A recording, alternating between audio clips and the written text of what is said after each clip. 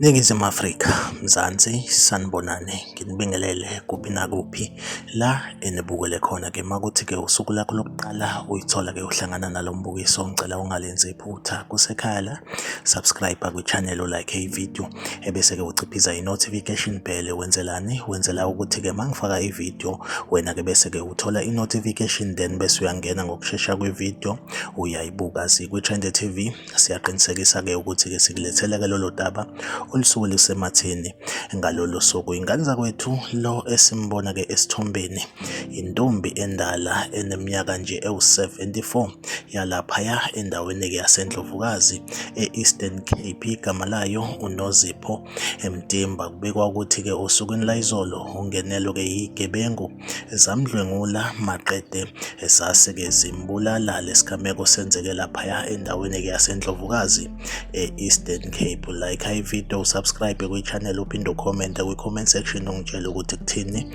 ukuphawula kwakho ngalolu daba. Sikwi-Trend TV ngizohleze ngikhona ngulethela-ke indaba eyisematheni usuku nosuku. Asihlangabezane kwivideo elandelayo kwi-comment section.